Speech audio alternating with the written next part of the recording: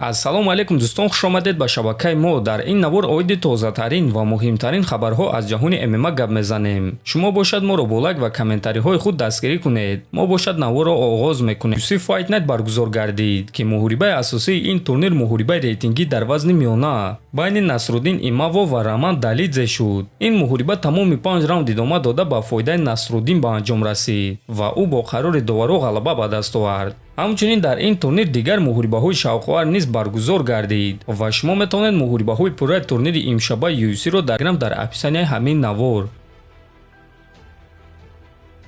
дӯстон, чӣ гуна ки аз наворҳои гузаштаи мо медонед, аллакай рӯзи 9 феврал турнири ACA 170 баргузор мегардад ки дар он варзигари тоҷик Аъзам Ғафуров баромад мекунад. шаби гузашта ташкилоти ACA карди пурраи ин турнири худро нашр карданд ва ҳозир шумо дар рӯи экранҳои худ дида истодаед. Чӣ гуна ки мебинед муҳорибаи Аъзам дуюм муҳорибаи асосии турнири ACA 170 хоҳад шуд. бояд қайд кард ки то ин дам ҳоло ягон ҷангвари тоҷик дар ташкилоти ACA дар дуюм муҳорибаи асосии турнир баромад кардагӣ набуд ва ин чиз нишон медиҳад ки чӣ гуна Аъзам ҷангвари дурахшон аст ва ин муҳориба чӣ гуна муҳорибаи муҳим аст. Аъзам дар октагон бо рақиби пешинаи худ Алан Гомеш вомехӯрад. онҳо аллакай як маротиба дар октагон вохӯрда буданд ва дар ҳамон муҳориба Гомеш бо тариқи нокаут ғолиб шуда буд. аммо ба ин нигоҳ нокарда, қариб ҳамаи мутахассисон дар ин муҳориба Аъзам Ғафуровро ғолиб мебинанд ва ба ғалабаи ӯ боварӣ доранд. бояд қайд кард ки ин муҳориба дар якчорфинали гран-при вазни 57 килограмм мегузарад ва якум финалист аллакай маълум шудааст. он ҳам рақиби пешинаи Аъзам Азамат Пушуков аст ва ғолиби муҳорибаи Аъзам ва Гомеш бо Азамат дар финал вохӯрда барои $1 миллион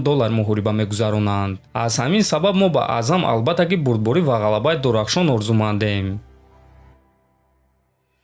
дӯстон, чӣ гуна ки медонед, варзигари тоҷик ҷангвари вазни ним сабуки UFC Муҳаммад Наимов муҳорибаи навбатии худро аллакай рӯзи 24 феврал дар турнири UFC Fight Night дар Мексико мегузаронад. ана рақиби ӯ бошад варзигар аз Венесуэла Эрик Силва мешавад. шаби гузашта Эрик дар саҳифаи иҷтимоии худ ана ҳамин акси тамринҳояшро бо ҳамроҳии яке аз проспектҳои вазни ним сабук Диего Лопес гузошта чунин суханҳо навишт: аз рӯ ба рӯ шудан бо мушкилиҳо натарсед, чунки маҳз онҳо сабаб мешаванд ки шумо версияи зуртари худ мешавед. ташаккур, Диего Лопес, навиштааст Силва.